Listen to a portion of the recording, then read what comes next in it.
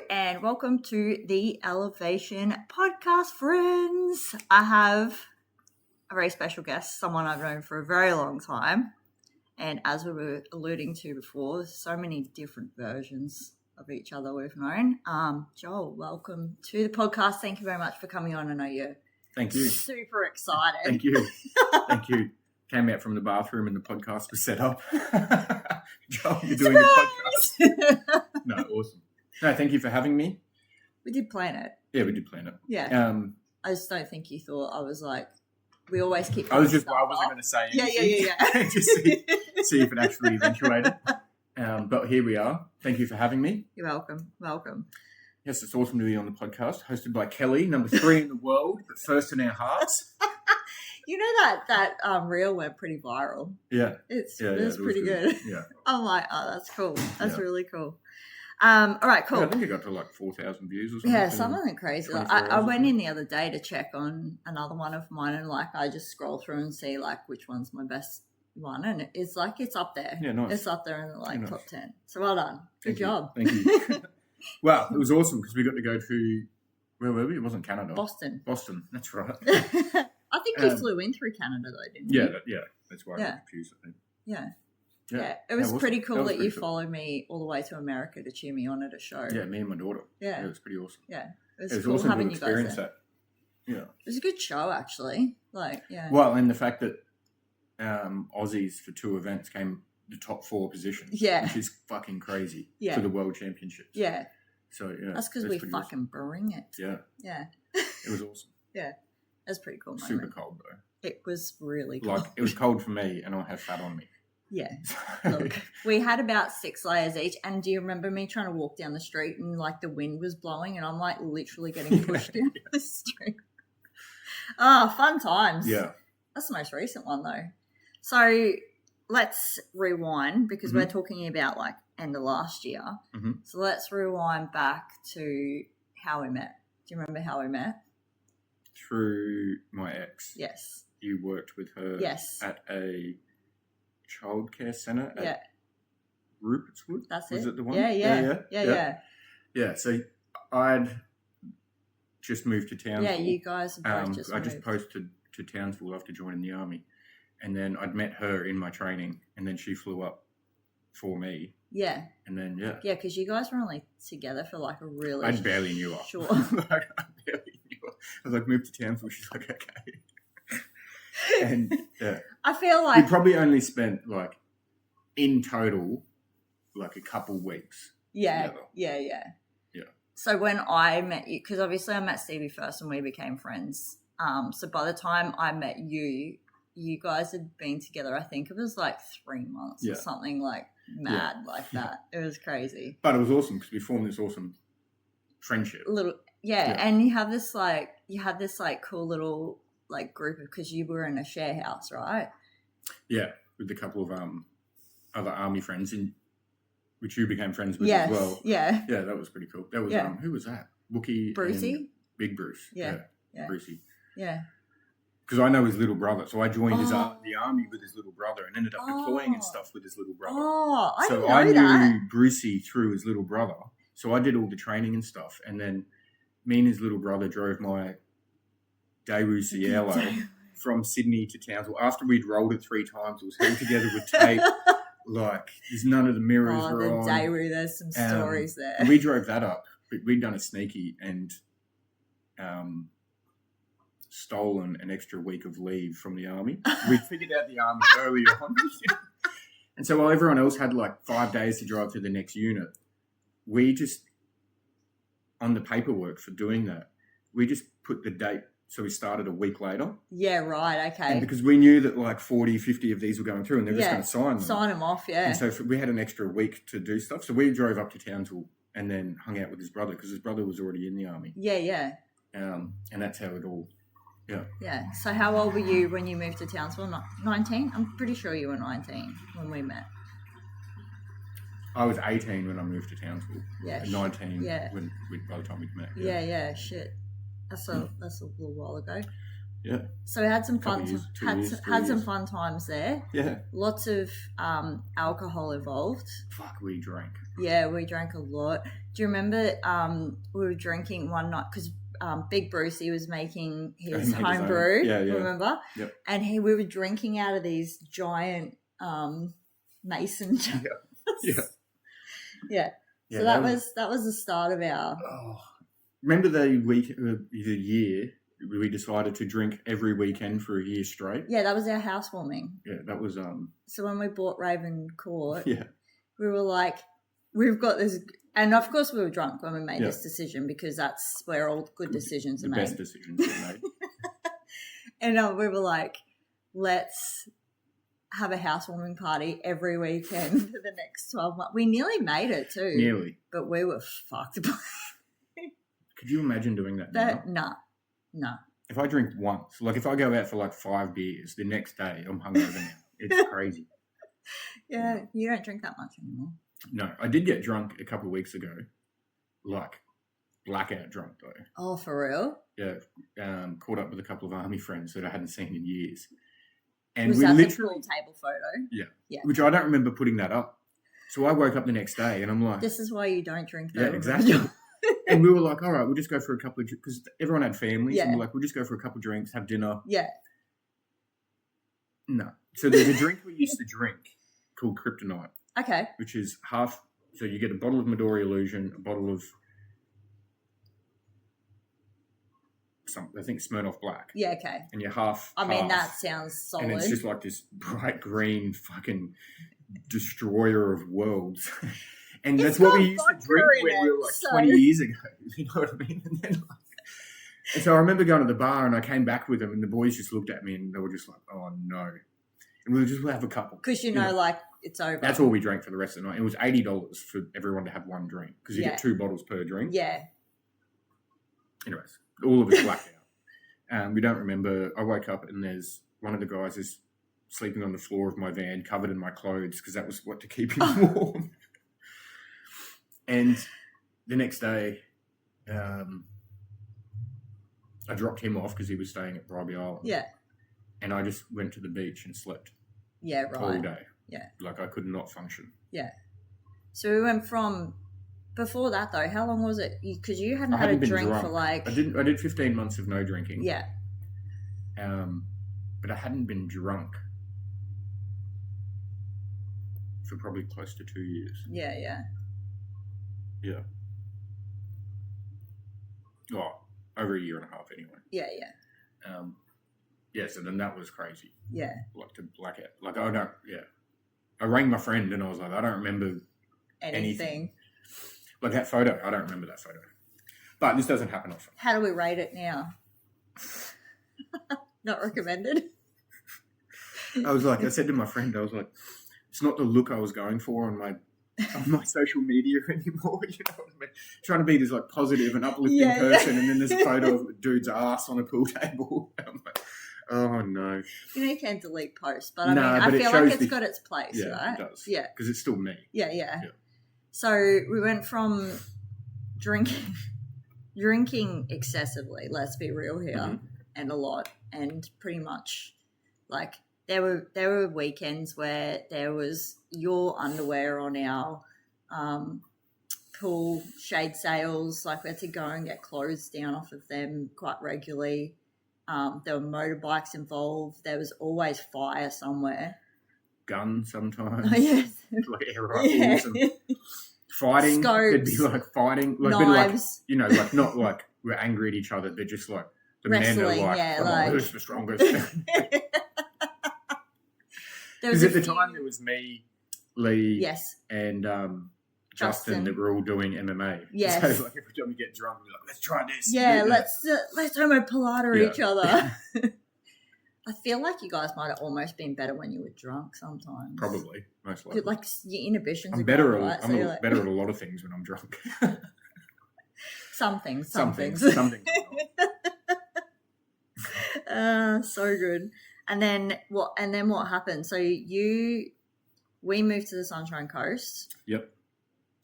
Well, before that, I split with Stevie. Well, you and Stevie split about Seven, 75 times, so Yeah. I don't think we need to go Yeah. too much into Yeah. the amount of time. But But we moved to the Sunshine Coast. You and Stevie were together because you came up that first New Year and spent New Year's with us, and we went down to Mooloolaba with Bella and Jasper and Kyron and Taya. We did the New Year's Eve party down there with all the rides and the glow sticks, and you don't remember, do you? No. Yeah, and went to the Mooloolaba Surf Club for some drinks and stuff on New Year. What the fuck? So you guys were, well, I'll tell you off air why you don't remember it. But it was not long after that you guys, I think that was the last time you were like together, if that makes sense. So you guys separated and then I moved to Sydney. Back to Sydney. Yeah. Yeah. For work. Yeah, for work. So you were in Sydney for, how long were you in Sydney for? Like 5 or 6 years. Yeah. 2014, I think I went there. In 2020, I started my work in Brisbane. Yeah. So, yeah. Okay. So you were in, for anyone who doesn't know, the military. I think we slightly alluded to whether you want to. Yeah. I was in the Army. I did 15 doing. years. I was joined up as a combat engineer, which is like the jack of all trades in the military. Like, do everything from finding and disarming bombs to water purification, concreting, building stuff, plant equipment. Like, it's just such a wide variety. Diving, such a wide variety of jobs that you can specialise into. Yeah. My main job was that jack of all trades for a bit. But then I went special operations, which is why I went to Sydney, where that was a very specialised job. Amazing, awesome, cool job. And in that, my job was to find and disarm explosive booby traps, stuff like that. Chemical, biological, radiological, nuclear decontamination. So if any like chemical bombs or anything like that, we would be the people to go in. Or if there was lab setups, just say terrorists or whatever had lab setups for stuff, you know, whatever, making bad shit. We would be the people in Australia that would go and deal with that. Yeah. There was a counter-terrorism side to it. There was also your overseas, like Afghanistan, Middle East, Southeast Asia, theatres of war sides of it. Yeah. Pretty cool. Can't talk too in-depth about it. And then after that, I went to Brisbane to do EOD, which is disarming bombs and IEDs and stuff. Yeah.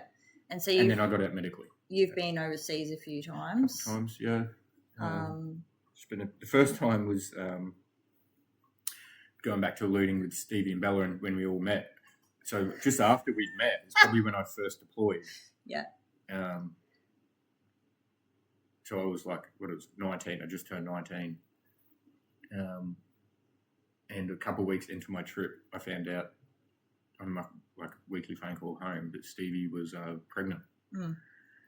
Yeah, so that was exciting. That's one thing that Lee will never let you down because she then moved in with us, and I also was pregnant at the same time with Jasper. Yeah. So and both kids named after Twilight characters, but it wasn't out at the time.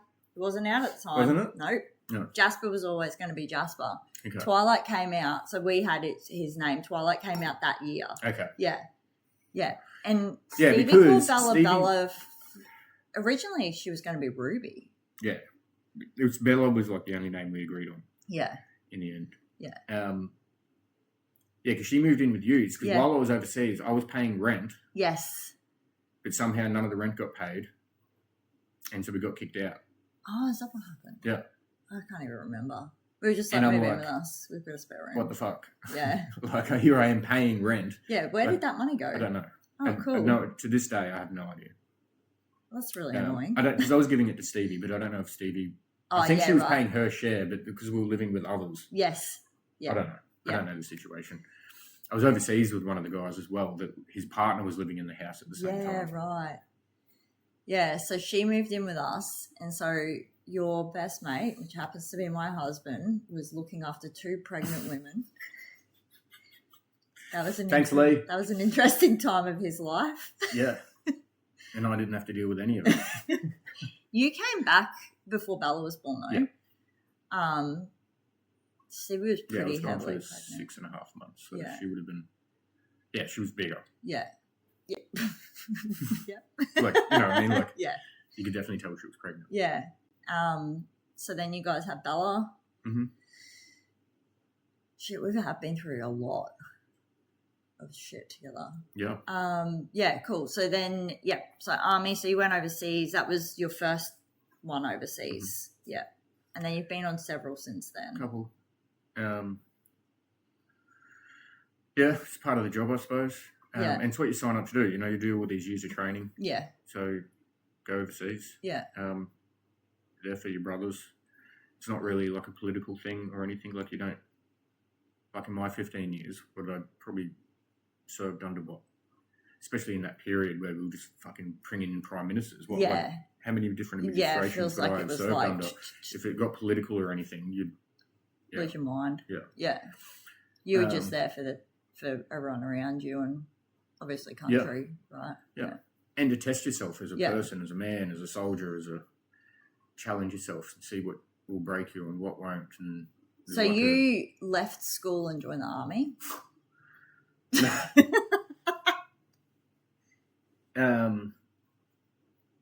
So this will be a quick rundown of my childhood. I was born, my dad was in the army, but at 3 months old, he left, whatever happened there. I've heard two different stories. Yeah. And I didn't hear from him again for forever. Well, I did again.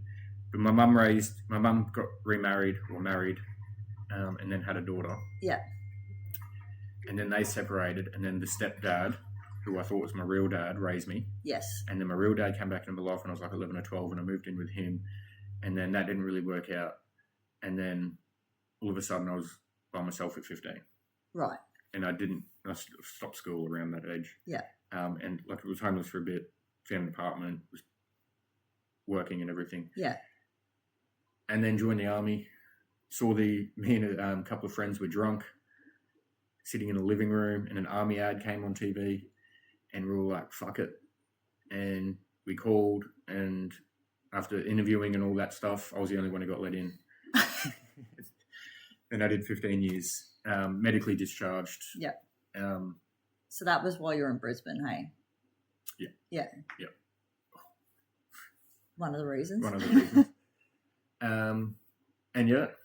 And medically discharged, which has been a challenge getting out, but also amazing because I've really discovered my journey of who I am since I got out. Because I feel like I was in an actual thought a lot about this. I feel like I was an NPC. Yes. For most of my life, especially my military career. I was just like going through the motions. I didn't put any like deep thought or into anything, you know what I mean? Other than what directly affected my tiny little world and life. Yeah. Or what you thought your life was. Yeah. And since getting out, like discovering this whole new world of there's a whole new world. Yeah. You know what I mean? Like, holy shit, a whole look world around us. Yeah. And like you're learning different perspectives and theories and learning what's like a part of it is I don't know what's real anymore, so because I'm so skeptical about everything. Yeah. Because everything that I feel I've been taught has been misleading or just. Well, I was going to say, because like in the army, it's like this is how you need to think. Yeah. Like you're told how to think. You're told how to do stuff. You're told like what to do, basically. Everything. Like, absolutely everything. Yeah. Which is why I didn't make it so high because I could question everything. You had that obviously there already though. And common sense. I think that's like you get something and you're like, why am I doing it this way? It's not. This doesn't make sense to me. Yeah. And then that leading into like after service, I started questioning everything, and you're like, oh, but everything from like the education system through to government through to the health system, you know what I mean? It's all like I just feel like everything's bullshit. Yeah. Like, why are we doing this way? And It obviously doesn't work properly. Like, something's broken. So I don't know what's real anymore. So I'm going into this world now with I feel like how a 3-year-old or a 4-year-old would feel like everything is new again. And I'm like, I've got to learn and experience and touch it to figure out how it works and everything. And it's amazing. Like, it took a while to me not to look at, like, here's an example. When I got out of the army and when I was in the army, I would look at the bush and just automatically I'm scanning for threats, for signs of like, if people had been there, if rubbish was there, if ground moved, if branches are snapped, if there was glinting, if there was... Yeah. So you're taking it from a tactical perspective. Yeah, and that's just how I looked at everything. Like walking into a room, like everything. It's just like hyper-vigilant. Like is someone in the corner. Exactly. Yeah. Or if like, all right, if I'm sitting in... I could just walk into this room knowing that it's your house. Yes. But I would think like, all right, if someone came in the front door now. Yeah. You know what I mean? Just some random bullshit thing like that. And just be like, so looking in the bush... But it took so long now, and I'm starting to get there, that I can look at it now, and I look at it for the beauty. Yeah. It's fucking taking a long time. Yeah. Were you completely... I've got to rewire my brain. Were you untraining 15 years of, like, hardcore, like... Conditioning and brain. And it is actually brainwashing. We don't think it is, but, like, it's just subconscious brainwashing that's done through everyday activities in the military. That just, like... Because to make a good soldier... You have to, this is something I've learned, and I think it really helps, especially if you're a veteran, but it can help for anyone, because it can be trauma related. It can be like conditioning just from like growing up and stuff, but it's just very predominant in like military, police, stuff like that, is to make a good warfighter. There's 3 response systems we have in the human condition, which is fight, flight, and freeze. Yes. To make a good soldier, to someone who's going to win wars, you can't have someone who's going to run away or someone who's going to shoot themselves. So what they essentially do is, through this daily training and daily like things, is they pull those out of you. They're still there, but like they're dormant. Yes. They just don't get used. Yes. And we're put on the fight response, but on like a standby mode. So like, it's something like that word. Like if someone came in and said and like, boom. Like when we do drill, even like, you know, when we're moving and marching around, someone says a word like left turn, everyone automatically turns. Yes. It's like this instinctive thing to fight and to win. And we take that. So most people sit at that level. And when we get out of the army, we're still at that level. Yes. We don't know how to use these other levels, and we see absolutely everything as a fight. Yes. And the only way we know how to win a fight is through aggression. Yeah.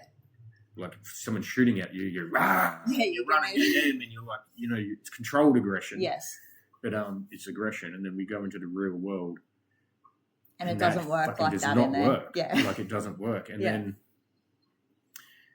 we stop communicating because people see us as being aggressive, and we shut ourselves down and become distinct because we're misunderstood, and people see us and then they're reacting, and we can see the way they're reacting, even though we don't want that reaction from us. Just the way we talk, and the way we've been conditioned to do it. Especially the longer you do, the more conditioned this is going to be, and therefore we all shut down and then hide away, and then that is a lot of the veteran. I feel like and that's not just all the reasons. That's just one part. Yeah, one element.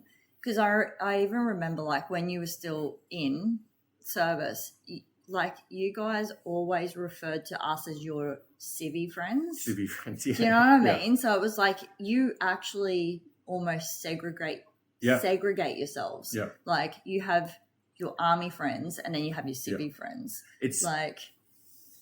There's like, it's not like taught like in like lessons by instructors or anything like that, but like you will hear people say like, oh, dirty civvies and stuff like that. Because I think the thing is they're not trained as like... disciplined as us, you know what I mean? Like we're shaving, haircuts every day, and we wear this uniform that's ironed and all that stuff. And civvies will walk around with fucking one thong on and like, you know, no shoes and long hair and like I am now. Yeah, pretty much. Let's look at my feet. Yeah. Which is why like your story is so cool, because it's like, and I always say to you, like, although we had a giggle about this as well, like it's one extreme to the other, Like, there's been so many different versions of you, but it's like 1 minute you're this, and then now you've like come out and. Yeah, now I am on a hippie journey. I don't think it's a hippie. Not journey. a hippie, like a spiritual journey, yeah. trying to find myself and figure out what's real and what suits me and who I am without a uniform on. Which I think is most of your struggles. Like anyone who leaves any services, I feel like because it's so regimented, like leaving those services is like. Well, it could be for anything. Like, who the fuck am I? Yeah, like if you left bodybuilding now, you'd be like, what the fuck am I doing? Yeah, like, well, sometimes I do because, like, obviously I'm so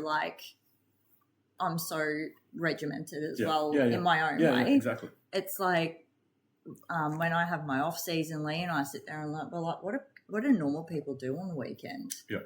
Like, because all I know is like work and clean my house and cook food and go to the gym. Yeah. Like, that's what I know. I don't know what. Well, I have a plan after comps. Yeah. Usually to do something. So the last time, not the last time, the one before that in 22, after I finished my 2022 comps, I really like martial arts. So I went and did kickboxing for a little bit afterwards. Yeah, nice. Last season when I finished, I went and did hip hop because I love hip hop dancing. Yeah, nice. So just like I always have something to like. Yeah, that's awesome. But I think I learnt that from you. Because when you like left, you were so lost for such a like it felt like a really long time. It feels like for me it was years, but I don't know if it was. It wasn't. I don't think it was looking back on it, but like even as your friends watching you go through it, because there's nothing we could do to help you, like other than obviously support, we were there when you needed us. And I like to think of us as your safe space. Yeah, because when I got out, this is my safe space. Because when I got out, I was completely lost. Yeah, you were. Like, not only do you lose your brotherhood, the uniform, your purpose, your identity, you don't know what you're doing anymore, right? Yeah, like you just. You're lost. You are lost. Yeah, you're like completely lost. Yeah. And then normally when you leave the military, you normally go back to your hometown. Yes. And when you're in your hometown, you don't have all those military people there. And then they're also probably still in the military. So they're moving on with their life, going out bush, going on exercises, deploying, training, doing all that. So you barely talk to them anyway. You're completely lost. Yeah. And then not only that, you get told, like for me, I got medically discharged. They're like, you're broken. You're so broken, you get can't told work. You're broken, you know what I mean? Yeah. You are so broken, you can't work again. And so this feeds into it. You're like, so I'm broken. Yeah. I've lost everything. And for me, like I didn't move off my fucking couch for to me, it felt like 2 years. Yeah. Right? And just went down this dark, deep rabbit hole of drinking, drugs, depression, suicide, fucking... all the things. All the dark deepness. Yeah. All the darkness that you can fucking fathom. Just not wanting to be there, being alive or anything. So what do you think pulled you out the other side? Like obviously you kept going and you do have good support. I got sick of it. You got sick of feeling like that? Yeah, okay. I got sick of it. Bella really helped. Bella through... Like one time, a friend flew up from... He lived in Coffs Harbour. Flew up to Townsville to help me build my outdoor area for my house. Yep. And at the end of the day, me and him cracked a beer. And Bella had just arrived 10 minutes earlier from her mum's. Mm-hmm. And then she saw me crack the beer and then went and got her bags and was like, Mum's coming to pick me up. And I was like, what? You just got here? And she's like, I'm just not going to be in the house with you drinking. Yeah, right. And I was like, oh, wow. So that made you think about it then? Yeah. I was like, wow, like it's just one beer too. Yeah. And I was like, wow, that's crazy. And then another time I woke up randomly and I was sitting on literally at the side of my bed. And for some reason I asked myself, if I died tomorrow, how would Bella remember me? Yeah. And I sat there for half hour, like going over everything, my life, her life, like everything. And the best answer I could come up with was an angry old cunt who was never around. Yeah, right. And that really like because I had some anger issues, Yeah. like some big fucking anger issues. Like I saw fear in Bella's eyes once, and that Yeah. really like terrified me that I saw that, like fear. You know what I Yeah. mean? That she was fearful of her dad. Yeah. And that was a big change that I needed to rewire some shit in my brain. Yeah. And I think it just slowly started with another thing that also, this is all around the same time, COVID really changed my outlook on the world. Can I say COVID without us getting cancelled? Yeah. Oh, who knows? Because none of it was making sense from my standpoint, because I was still in the military when it first happened. Yeah. And my job previously had been chemical, biological, radiological, nuclear decontamination. Yes. So nothing was making sense to me. But then at the same time, I was also, my curiosity was leading me down. Quantum physics was this emerging new science coming out. It was not new, but like it was more being publicly spoken about. More prevalent. And when I was a teenager, I read this book called The Holographic Theory, which was quantum science. I had to read it like 4 times to even understand a tenth of it. But I started looking into that, and then that was lining up with like this spiritual world. Okay. The the hippie world. Yes, yeah. And I was like, what the fuck? Like energy, vibration. So basically, light. A lot of shit was being thrown in your face. Yeah, at the same time. And at the same time, I'd met this girl like a few years beforehand, and then she randomly sent me a message after a Facebook post, and she turned out to be a hippie, like full dreadlocks, hairy legs and everything. And she really opened me up to like the spiritual world and like different perspectives and stuff like that. And that really all of that combined, like it had to be all of that combined for me to go anywhere. Yeah. Really helped me go forward on the journey. I think the journey had started with COVID. Yeah. And then just kept step going by step. from there. Yeah. I think that because I am a big, and you know this, we talk about it all the time, but like I'm a big person of like everything happens for a reason and signs are everywhere. Like there are 100% like divine intervention like here. Like this is where you should go. We just have to be open to seeing them. And I think that the more that you dive into that space, like I was probably pretty conditioned towards the like office world and shit like that, like just climb the corporate ladder, like make it every day, retire at 60. Like the lie we're all sold. You literally like this is your life blueprint and this is how you've got to follow it kind of situation. And I think that I kind of started breaking out of that when I was working at the law firm, because my supervisor at the time, who we're both really good friends still now, she brought in like we were having a really hard time at work, and she brought in like crystals and oracle cards, and we started pulling oracle cards every morning. And like the oracle cards for me, and I still use them all the time, remind me to show you the ones that I got pulled the other night, because you'll trip out over it. The oracle cards for me they always, every day without fail, hit home. Like there was something in them where it's like, that is my life. Literally, how is that possible that every day I'm pulling a card and like, so I'm like, okay, you need to start paying attention to everything around yourself now. Like be open to everything. And it sounds like bullshit, but here's my first ever card reading, right? Was from that ex-girlfriend Danielle. She gave me a card reading, and during it she clears the deck of all energies attached to it, and then she calls in my higher spirit self, ascension masters, spirit guides, for animals, you know, everything that is there for my highest and truest self. And then doing that, she was like, oh, I see this old woman from the Sirius system, the Sirius star system, and she's standing behind you. She's like guiding you. And then she's also like, oh, I also feel like you have this energy about you from Mintaka. It's a water world. And I was like, you know, this is my first ever card reading. And I was like, you're like, I'm going to listen because she's hot and I want to get laid. First, right? And brutal honesty there. But she gives me the cards and I shuffle them and I choose my 3 cards. one of the cards is cards for the Seas of Mintucka. Mm-hmm. And I'm like, what the fuck? Are they all from Mintucka? You know what I mean? Yeah. And then the next card was a card from Sirius. And I was like, what the fuck? And then the other, I can't remember what the other card was. But I was just like, the coincidences. Yeah.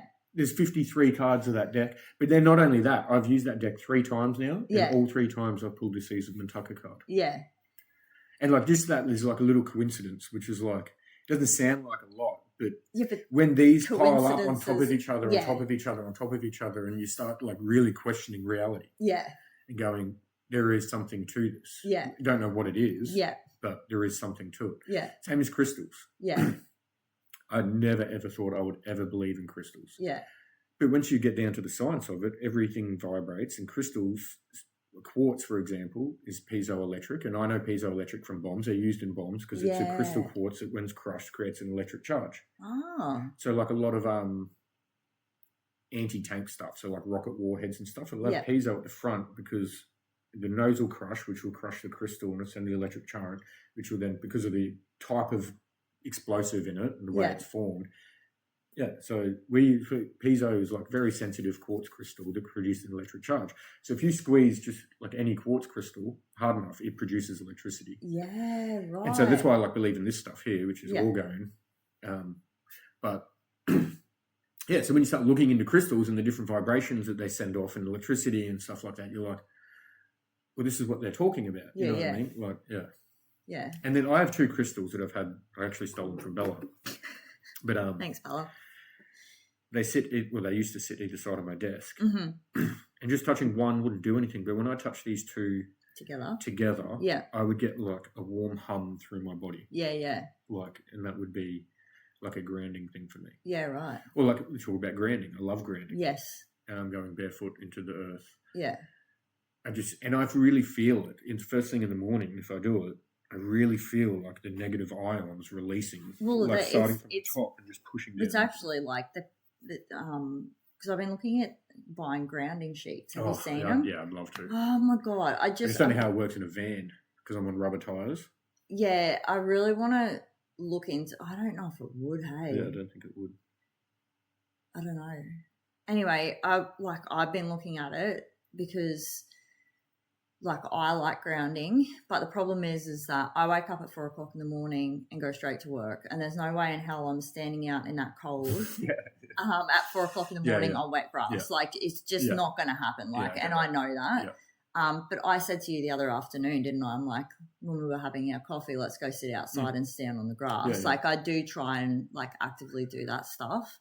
And the more I've been looking into these grounding sheets, so they actually have those, those prods that they use for electricity testing.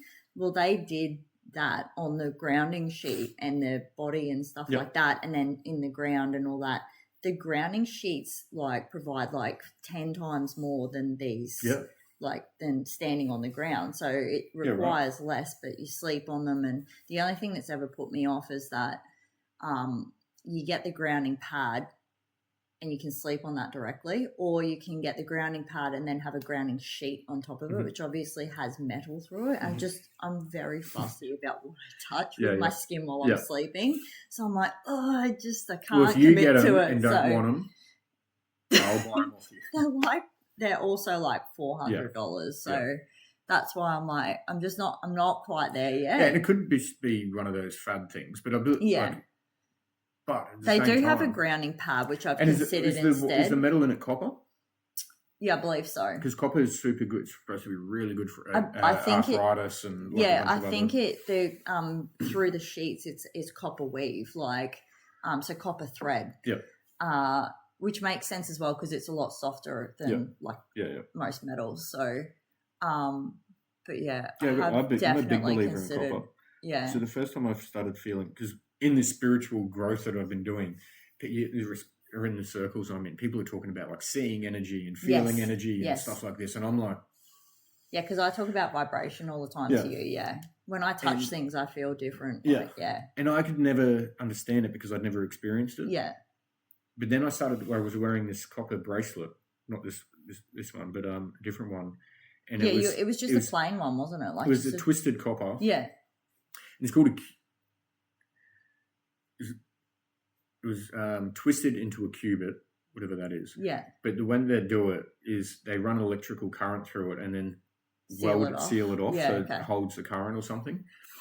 And like, I don't know, when I'm getting this stuff, I don't know if it's actually true or not, but I test it out. And I put it on, and then I noticed I was like feeling something in my hand and moving my hand around a lot. And I was like, oh, is that energy? Like, and then I changed it to the other hand and just sitting at the computer, blah, blah, blah, and I was doing the same thing. Yeah. And then I got two, and I could really feel it then. And then and copper helped me do that. Yeah. But I had this really thing, like this, I needed copper in my life at that time. Yeah, okay. And I think that was probably why, just to help me realise that, like, this shit is real. Yeah.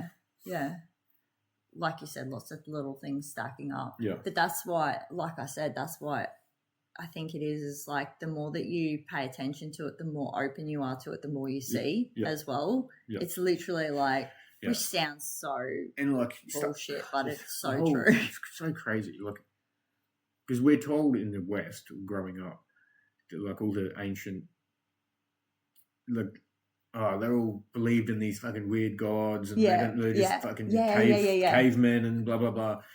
They knew what the fuck they were doing. You know what I mean? Yeah. And they were connected to like this divine source or whatever it was, like whether all the gods were real or not or whatever, like it doesn't matter because the thing that always makes me think it's true though is like you're looking at different civilizations they all talk about the same thing. Just because they're called something different doesn't mean like deities, gods, like spirits, whatever religion you're in. If you're in one part of the world and you're a god and you wanted to get a message across or whatever it is to the people, wouldn't you assimilate to those people of that part of the world? Yes. You're not going to come in as a fucking white man into India and say and be like, oh, do this. You know what I mean? Like you would come in as same for every part of the world. Like you're not that.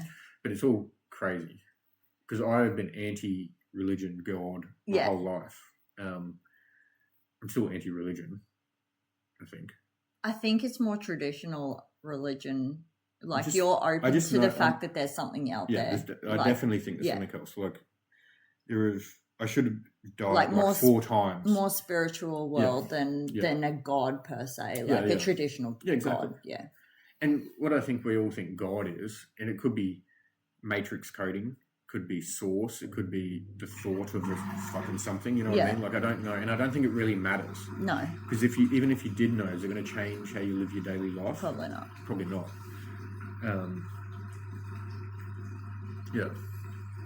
So you've gone from disarming bombs to standing on the beach, meditating. Because that is your favourite place, I would say. One of your favourite places is the beach. Yeah, it's peaceful at the beach. Yeah. Or just I like being outside. Yeah. I'm really, for some reason, I'm not an inside person. Yeah. And that's why I don't really like. It's where I really have been pushing to be in this van. Yes. And haven't really wanted to move in anywhere. Yeah. Because I feel as soon as I'm like, you feel stuck. I feel stuck. Yeah. And I start living the same day over and over again. Yeah, you don't want a groundhog day anymore. You know what I mean? And and it could just be like one day I do nothing and I sit on my phone, but then the next day I do the same thing and I'm like, oh my God, this 2 days just went by. Yeah. Whereas if I'm in the van, I'm at least out and I'm going on walks and doing things. Yes, and you're seeing stuff and... Yeah, I really learned that from the last place I was living in the last relationship. Yeah. It was so isolated from everything. Yeah. And, I just needed to be out doing things. Yeah, yeah. I didn't like being inside. As soon as I'm inside, I want to stay inside and just hide away and curl up and do nothing. Yeah. And that sort of like hurts my soul. Yeah, yeah. I feel like there's definitely times for that. There is definitely times. Your body needs it. Your mind needs it. Which is probably why you come here all the time. Yeah. When you need it, you're just like... And I think I'm in that period of my life right now where I just need to chill and just learn to love life again and be in the moment and not put so much stress and shit on myself. Like it'll all come. Yeah. Whatever it is. Yeah. And now I'm just supposed to be on the sunny coast, I'm pretty sure. Yeah. You've been saying that you've been saying that for a long time though, and I think you keep fighting it to an extent because you are scared of being stuck. Yeah. And I think that's... And I just want to be in this fucking van and travel Australia, which I've been trying to do for 2 years now. But I'm supposed to be here And so I'm just going to hang around and chill out until I figure out why. Yeah. I mean, we're grateful to have you here. Thank you. I'm grateful to use this as my second home. I was actually questioning, I was like, why am I paying rent somewhere else? I spend more time in my van and here. I probably only get like 1 or 2 nights. Twice actually a week. So yeah. Yeah. I mean, crazy, but you know. Yeah. But here we are. Here we are. Paying rent somewhere and living here. Yeah. Yeah. No, I haven't been home. I left Monday. It's Friday. I haven't been home. Yeah, I think you've been here more this week than there. Yeah. And then Sunday I'm going to Brisbane. Yeah. To spend a couple of days there. Yeah. So yeah. Well, I enjoy your company because like I like talking about this stuff. Lee hasn't quite jumped on board with the whole spiritual stuff yet. I don't think I think he's there. I feel like he's getting there. He's getting there. But he's not like I've been in it for a while now, and I like my when I'm like the last 2 weeks for me have been so fucking hard. Like whether it's because I'm starving, whether it's hormonal because I'm at that weird end of womanhood, or whether it's a combination of all of it. But I was saying to Lee like a week and a half ago, I feel really unaligned at the moment, and I hate that. It is the most shit feeling like you're unaligned with yourself. And at the start of the year, I gave myself a word of the year because that's what I do. And flabbergasted. You want to know what it was? And it kept dropping in, and I'm like, I don't want to say that word out loud because if once I say it out loud, that's it. Like it's, and the word kept coming to me, and it was discomfort. And I'm like, are we really doing this year? Like, do you know what I mean? It was like, why that word of all fucking words? Like, can't we pick a word like super fucking wealthy? Abundance. Millionaire. Champion. Because the thing I've learned about my word of the year is like I'll set it and you think it's going to mean one thing and it doesn't. It's like the wishes. Like, you know, how you hear about you get 3 wishes and you make these wishes and those wishes don't turn out the way that you think they're going to. It's like that every fucking year. It's the same thing. And I'm like discomfort, and I'm like, well, you know, I'm doing a different division again this year. Like my first show, I've got to do like that routine and stuff like that.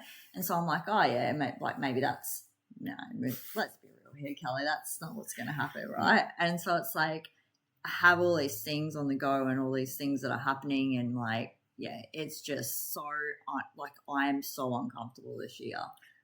And when you're not comfortable, it's where you grow, though. I know, and that's what.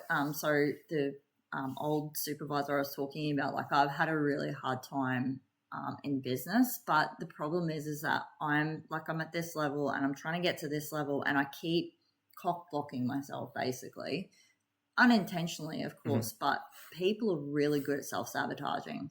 Like I'm the fucking king at it. Give me the fucking crown. We're so good at like sometimes you know when you're sitting there and you're like, my life's going really well at the moment, something has to go wrong. Like, and you almost like wish it you're upon manifesting yourself. it Like, into your life. Yeah, absolutely. Anyway, so I've been having a hard time at the moment. I'm trying to like level up my coaching. So I'm looking for like not beginners anymore. I want people who feel like they're stuck and they're trying to get to that next level, because I think that's where I'm at. And so I think that that's kind of what what I'm kind of trying to attract. And so I've changed like a lot of my marketing, a lot of my posts and stuff like that. And it's not working as well as like, do you want to lose 5 kilos in 5 weeks? Come and see me, because everyone's willing to give me their fucking phone number when I say that, right? And I'm like, I don't want to be that person, because that's not how I feel about everything. Like, but it's hard because then it almost feels like I'm failing. And so I was talking to her the other day on the phone, because I have been really, really bad the last 2 weeks in particular. And she has literally been doing daily checkups with me, because she's like, I'm really worried about you. Like you can tell when I'm so shit. Like you can tell, you know, because you can tell when my energy's down, I'm fucking. I've been telling this. I've been asking, like, how you going today, Kel? Yeah, I cannot fucking hide it for the life of me. I've tried, and I'm like, you know what? Why do we keep trying to hide this shit though? Like, I feel like it's important to express it more because I'm trying to make it a bit more fucking normal instead of trying to hide and suppress it all the time. So I don't think that suppressing it's very helpful either. Like I think it's almost like toxic positivity, right? Yeah. And when I was on the phone call to her the other day, she literally said the exact same thing to me. She's like, discomfort is where you grow. If you're not uncomfortable, you're not growing. Yeah. And 100%.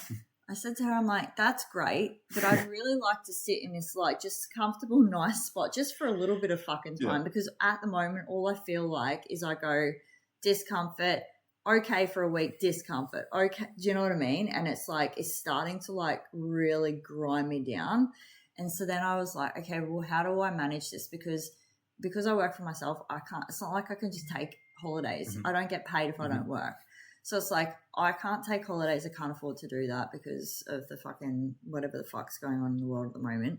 And it's like, okay, so how do I manage this without burning myself out, still delivering like a really good service to people?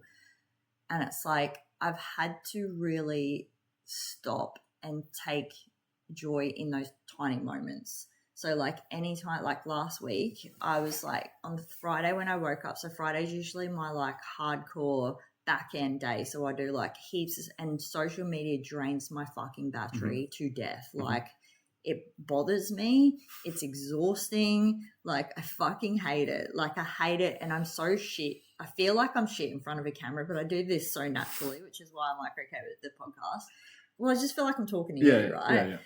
Whereas if I'm talking to a camera and I'm just like, I'm the same. You should hire me because I'm... For the few videos I've made, I've sit in front of the camera for an hour before I say anything, just going... What am I saying? Yeah. Like, and I don't want to say... Or I go to say something, or like the first 3 words, and I'm like, oh fuck, yeah. Say the first 3 words again, I'm like, and you're like, why can't I get it from here to here? Yeah. There's something jammed up in my throat chakra, I'm sure of it. But, it's just... Last week, I was like... I woke up and I'm like, I'm in a bad mood. I'm fucking tired.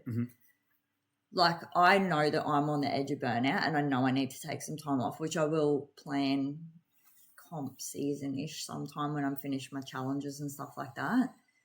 And I'm like, you need to just stop today. Like, everything's going to be there tomorrow.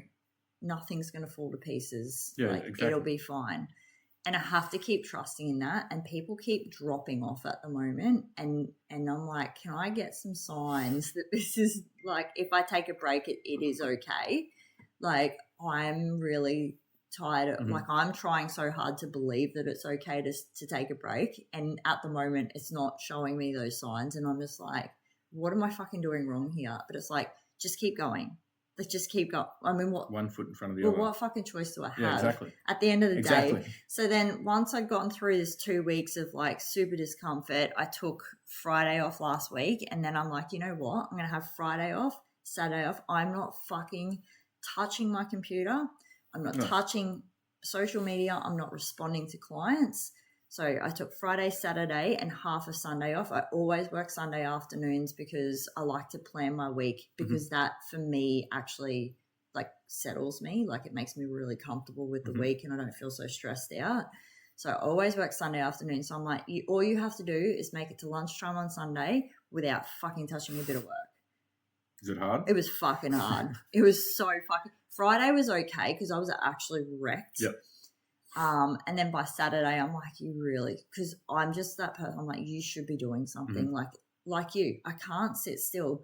So I dismantled my entire kitchen, including pulling everything out of the pantry. Like you came in on, I think it was Monday to make a coffee and you opened the door and you're like, wow, this is really fucking clean. I'm like, yeah, I may have like hospital. And that would have made you feel good though.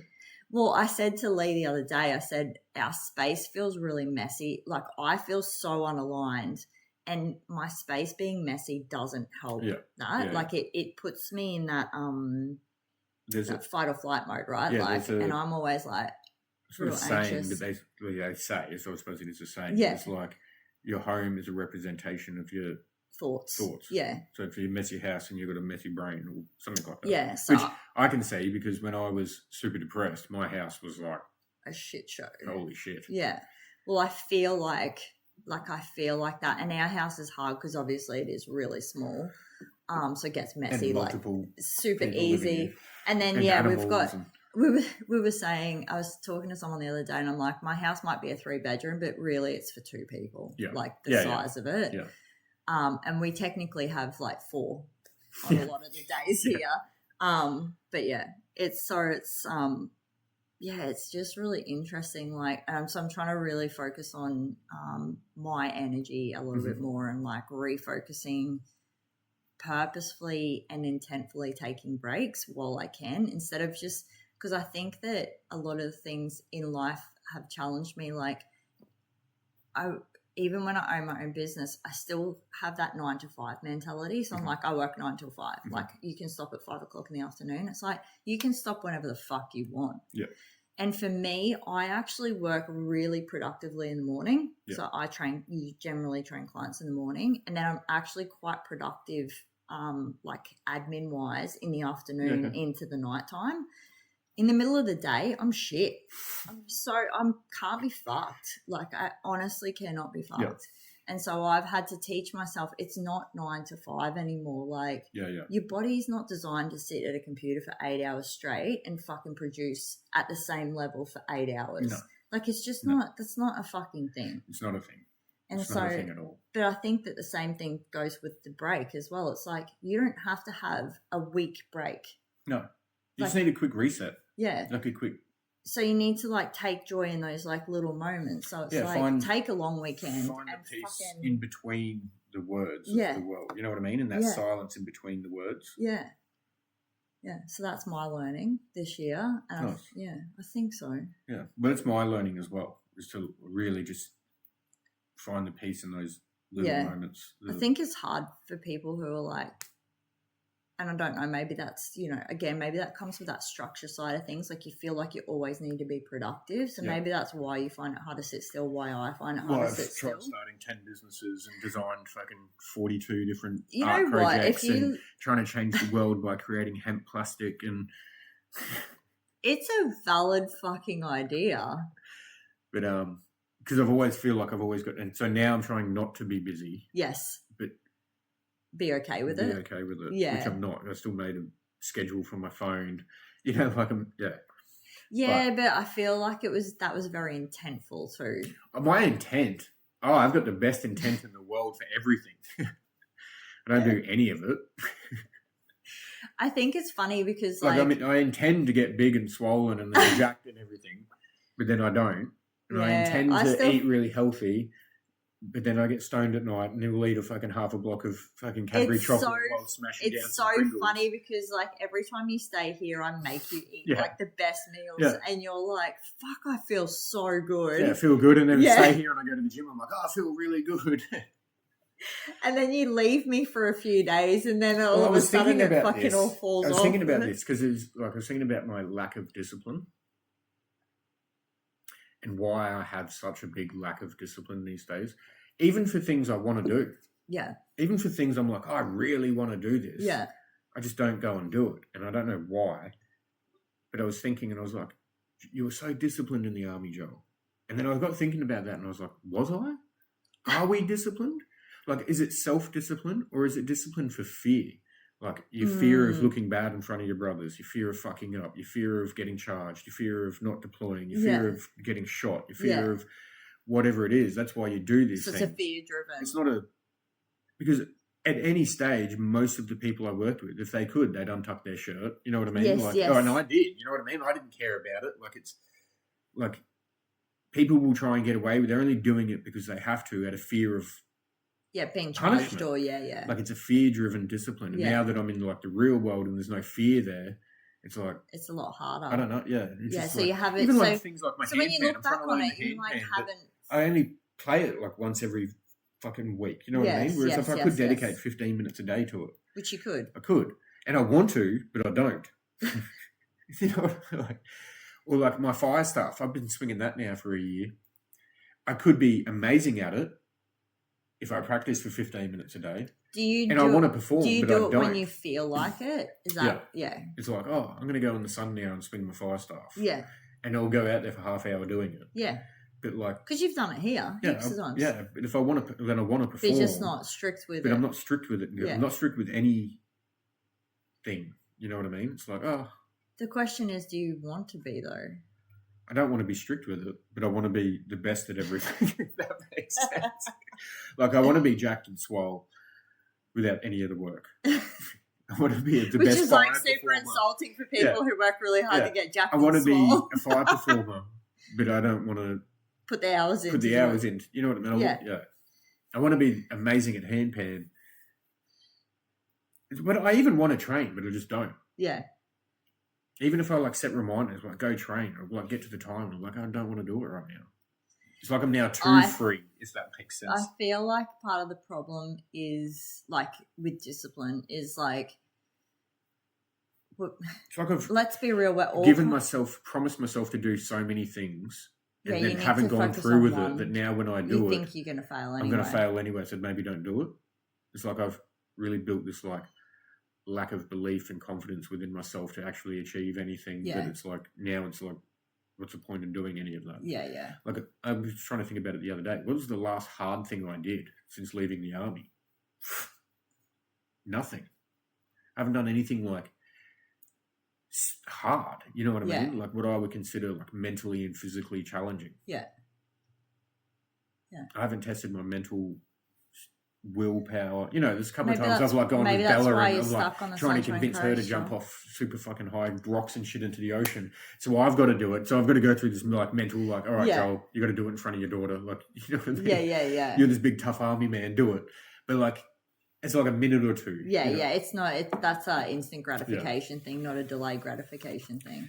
But because all of those things you mentioned are all delayed gratification things, and I think like exactly. my thing. This world is instant gratification. Oh my god! Like everything from being hot, turn on the air conditioner, to being bored, open up your phone. That's why I like bodybuilding, and I think that people misinterpret the reason for doing it, like, and the reason why. Because I've spoken to you several times. Because I strongly support the defense services. They have their own bodybuilding federation, and I strongly support that because I saw you go through like leaving the army, and I'm like, that defense services show is a perfect way for you to transition out of the army into real life. Yeah, because you still have structure behind you. There's something for you to aim for at the end of it, and then there's like you're relearning how to live in the real world in a way because you're going to the gym, you're probably going to meet people. Yeah. The bodybuilding community itself is so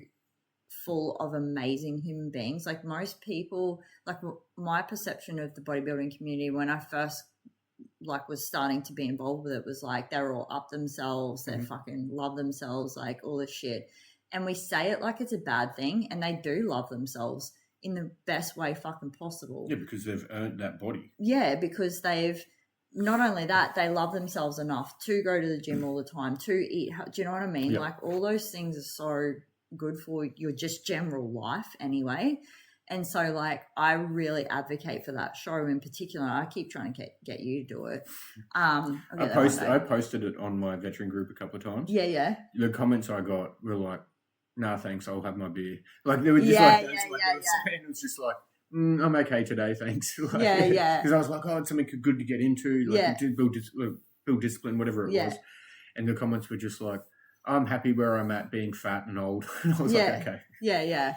And it's hard because like from an outsider looking inside to like you guys, and I was married to an AJ for a little bit of time, but like the drinking culture is fucking massive. Like you guys are encouraged to get shit-faced blind all the time. It's like you go through really hard shit. Yeah.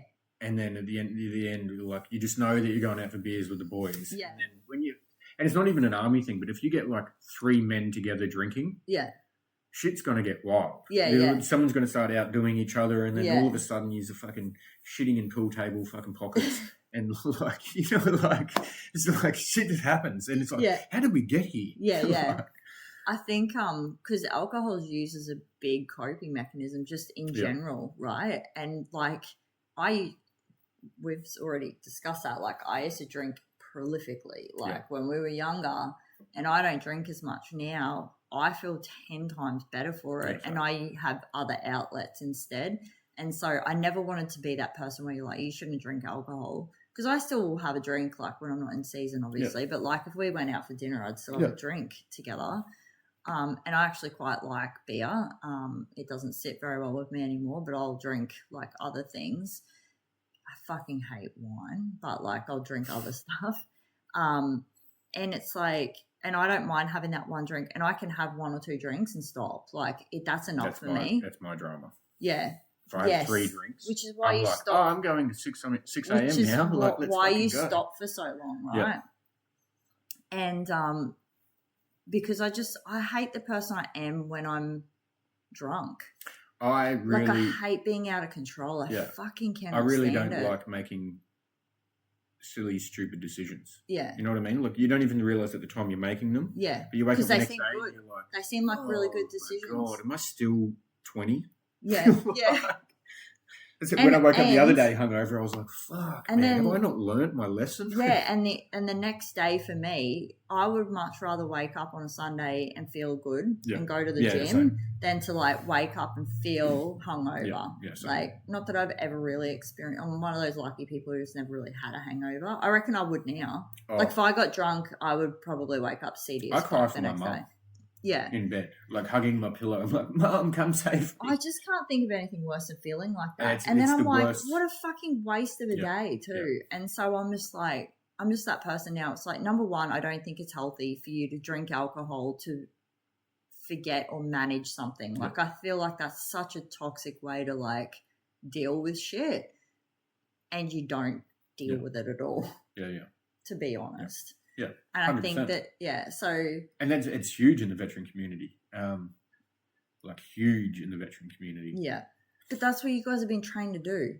Well, like for example, when I first joined, go to the boozer every Thursday afternoon, correct, you'd play sport, and then after sport you'd go do the boozer. But I think it was like my second year they brought in boozer parades Wednesdays and Thursdays every week. Yeah, and so Wednesdays and Thursdays you'd get rat shit drunk. Well, you weren't forced to get drunk.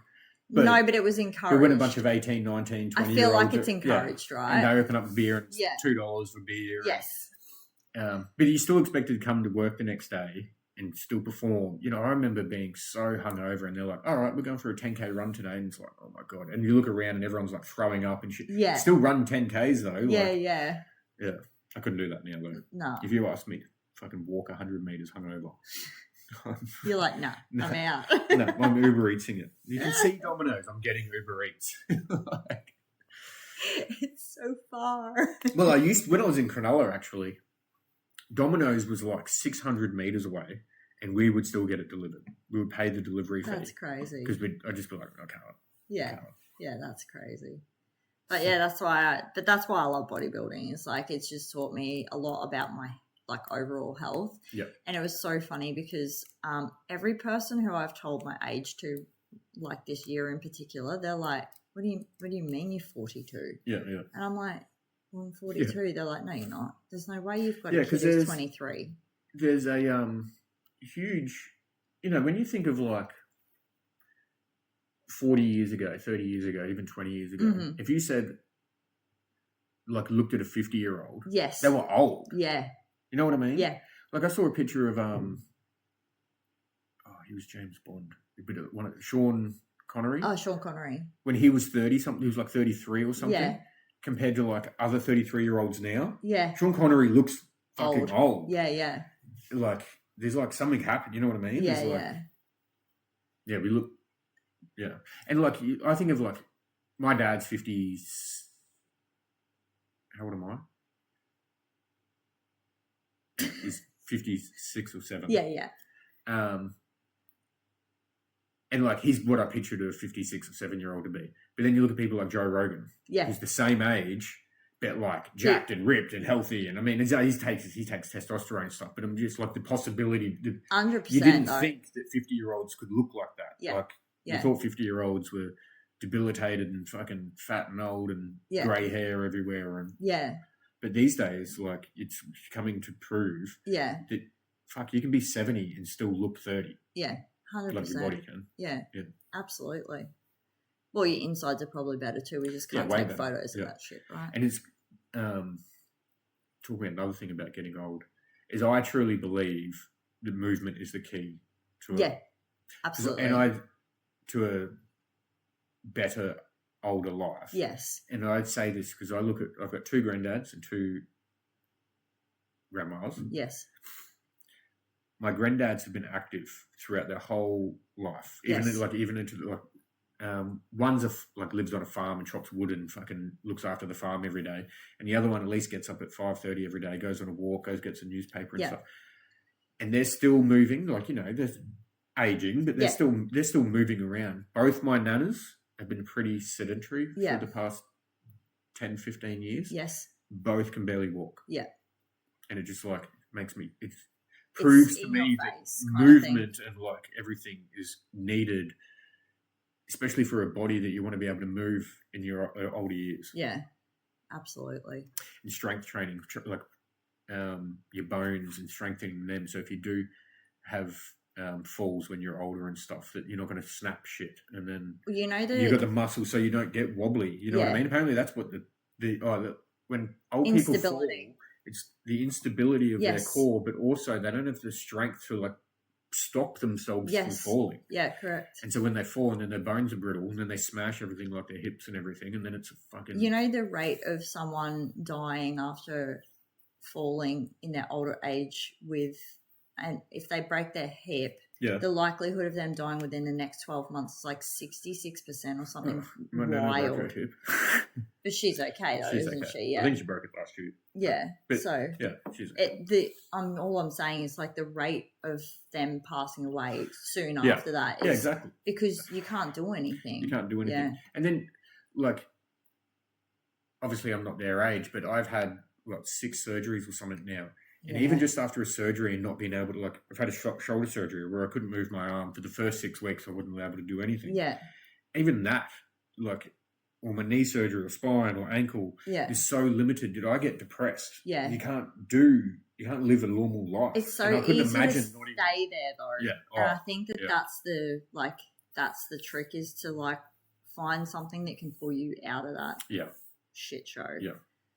Yeah. Because I think that when you spiral and then you can't try and climb back up, back up. Because as long as you're trying to climb back up, you might keep slipping and falling back into the hole, but at least you're trying. Yeah. And now, you know what I mean? I consider I've hit my rock bottom. Mm-hmm. And I've come out of it. Yeah, after I left the army. Yeah. I think that was my pretty much rock bottom. Yeah. I don't think I could get much worse than that. Yeah, no, I don't think you could have either. Now that I know I can get out of there, so after my last breakup, I was pretty fucking devastated. Yeah, I was just I didn't want to do anything. I didn't leave my van, but I knew I could get out. Yeah. You know what I mean? Yeah, yeah. And so after a couple of weeks, I was like, all right, Joel. It's time. Yeah, yeah. You can't keep doing this. You've been here before. This is fucking shit, and I don't like it, and it's fucking it makes me depressed that I'm even doing this. Yes. And so that's when I was like, all right, I've got to fucking start getting my way out of there. So I'm glad that I can do that now. It's such a fine line between, because I actually think, and I think I touched on this earlier, so to some extent you need to stop suppressing feelings as well. Yeah. So you kind of need to sit in it for a little bit and feel them, but you also need to know when to pull yourself out of it. So it's that's such a fine line between have I given myself enough time to grieve, be happy, whatever the fucking feeling is that you need to process. Okay, have I had enough of that now? When do I need to pull myself out of it? Yeah, you definitely need to do that.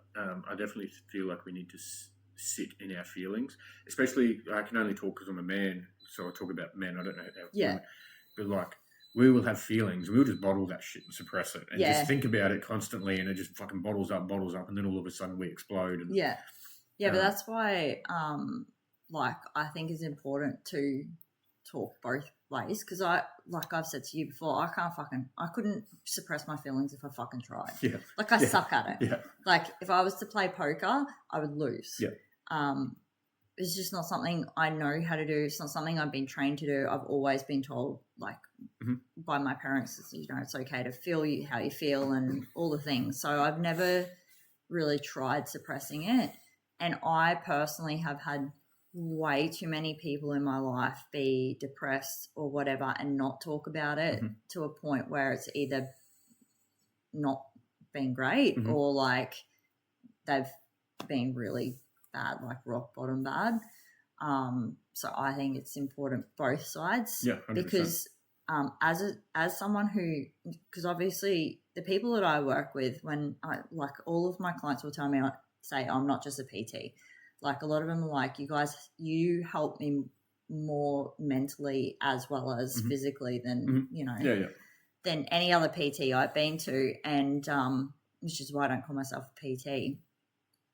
I train a lot of men, and so I hear it from the other side, if that makes sense. And like I was always under the impression that like men felt pretty good about themselves all the time, no matter what they look like. Like, no. Do you know what I mean? Yeah, yeah. And it's fucking not true. Like you guys have exactly the same feelings as women do. Yeah. Like probably most of the guys that I train are quite body dysmorphic.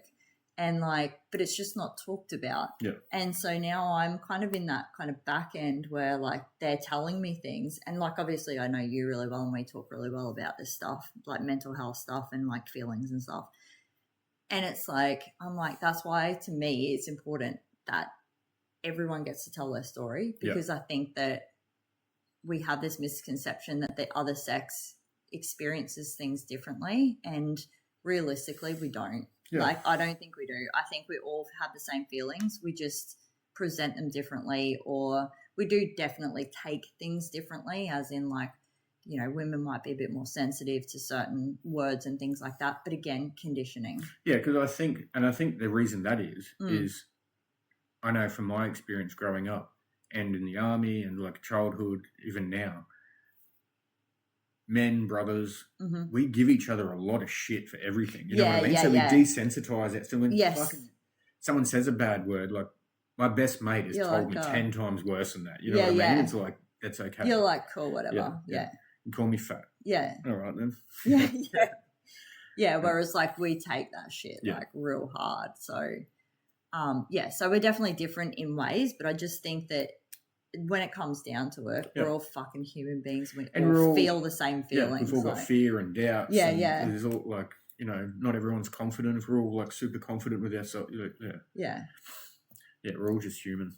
We're all these divine beings in a meat sack, experiencing this universe as it is. Weird shit we call life. Yeah, whatever it is. Shit's getting real weird at the moment. Yeah, crazy. But anyway, crazy time. We've grown up in like the weirdest time. Hey, because we've gone from like no mobile phones, no internet. I am actually so glad that social media wasn't around when we were first doing stuff. Same. Holy hell! Same. Can you imagine? We'd either be like super famous and billionaires by now. Yes. Or we would have got cancelled 20 years ago, and we'd be in jail. We wouldn't be doing this podcast. Literally. Yeah, listen, I'm super glad that even in my first like 5 years in the army, none of that. Everyone films everything now. Yes, everything. I'm so glad that wasn't a thing. Yeah, same. Back in the day, because holy shit. Yeah. There's like stories I can't even tell because people will go to jail. Yeah. Just like there'll be investigations happening. It's like, fuck. Yeah. Look, I've had to get died. This is how fucked up. I'm going to tell one story, but I'm not going to mention names or anything. Okay. This is how fucked up shit gets in the army. And this is like drink. This is not, no one's in uniform or anything. Yeah. We're all drinking at a backyard. Someone was like, I can't even remember what they said, but it was, what they ended up doing was filling a tomato sauce bottle, you know, your red pointed one, with beer, and then put it in a guy's butt while he was standing like on his thing, squirted the beer in, and then he flipped back over and then laid underneath. The guy shattered onto it. But they posted this on fucking Facebook, and I was like, get it down now. Oh my God, why would you do that? I mean, why would you do it in the first place? But that's like a standard Saturday, I'd say. Yeah. Army shit. Yeah. I've seen some, well, I've experienced some crazy shit with you guys. I was like, we were out bush, and I was the team leader, and I hear my guys, like, we were like full tactical, you know, like, and I'm hearing a bunch of laughing, and I go over there, Similar thing. Yeah. One guy's covering his ass in baby powder while his like ass is in the air and he farted, so it looked like a mushroom cloud. And then we've got these. I mean, that's It was entertaining. before GoPros. There was these cameras called contours, I think. Yeah. And they were like these long cylindrical helmet cams. Yeah, right. And everyone's like filming it. And then one guy puts a lolly in his ass and then shits it out. And then someone dares him to eat it. So he puts it in. And I was like, guys, what the fuck are we doing here? Anyways, there's footage of all this. I wasn't doing it. I was writing orders. I was, but I came over. But were you bored? Like they were bored. Yeah. And all this is on footage. I've seen the footage. That's it's one way to get creative, I guess. When you're out bush for 3 weeks and you're like eating the same food, looking at the same bush, I suppose. But yeah. It's like we were watching Alone last night, and we were talking, like, you can imagine, like, if you guys were that bored with each other doing that shit, can you imagine what? That's what I was saying. They should bring out a dude to, like, the dudes, to say, like, day 60 when they're, like, starving and malnourished and just be like, would you suck a dick for a cheeseburger? If you're that hungry, I just want to see, like, people's breaking points. Like, they should do it as how far are you going to go? How far are you going to go for just, like, a steak? You know what I mean? Yeah. I'd go pretty far for a steak. Yeah. After 60 days of starving, I reckon. Yeah. Would I suck a dick for a steak? I feel like it's one of those you'd be in the moment situations. Like, I don't feel like you could answer it realistically now. Does that make sense? The military, when we are bored, we ask each other these type of questions and shit all the time. It's like, would you fuck Rosie O'Donnell over, you know what I mean? Who would you choose and that type of shit? And you're just like, oh. So basically, it was like a girl slumber party. Yeah. Yeah. Okay. Yeah. Cool. Well, I don't know. I mean, I know you guys think that there's pillow fights in lingerie. Naked pillow fights, yeah. Happens in every girl's That's the first thing every guy says to me, though. It's hilarious. I wonder why that is. You reckon that's movies or fantasies? Bit of both. Bit from column A, from column B. Yeah. Because usually the guy who's producing the movies probably a guy. Yeah. Yeah. So, that's how they end up on movies too. Only fans. Here we come. Too funny. All right. We're going to wrap it up. All right. We've been going for we could talk for fun. How long have we been going nearly for? an hour and a half. Yeah, shit. Do we talk about anything? That's because we're good at talking shit about shit. If there was any, couple of bits of advice that you would give to anyone, what would they be? Like your top 3 bits of advice? It's rough. Connect with your breath. Oh, I like that one. Really teaches me to slow down and really connects with my body. Breathwork's really cool. Get in nature. Just be in nature.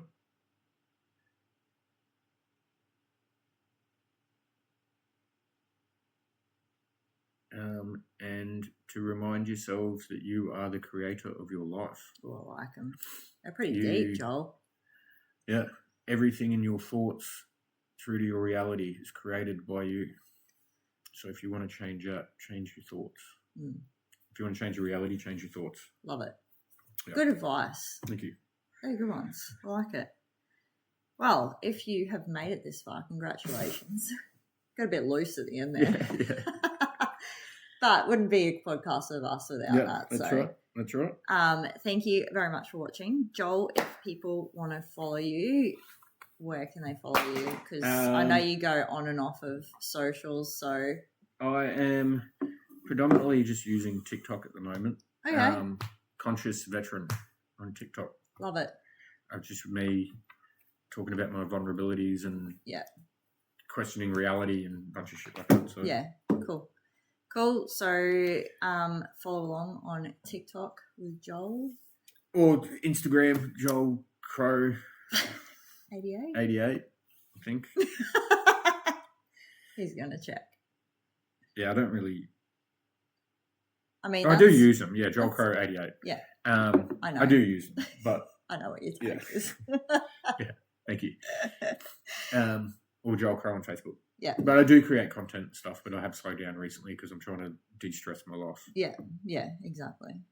But I think you should definitely like I do like your thoughtful posts, like your ones where you sit down and you're like, this is my thought for the day or whatever. They're really good. And often are related to the veteran community, but can also be transferred to real life, I think. Yeah, I think everything that I'm going to you go say down is, the more real life. Yeah. I think it helps everyone still, though. And it's just that your experience is from that side as well, you know? Yeah. Cool. All right. If you've liked this episode, please tag us. Please share to a friend if you found anything useful, funny, whatever it is. Like, share, comment. Otherwise, next time we'll see you later. Thank you. Bye. Pleasure.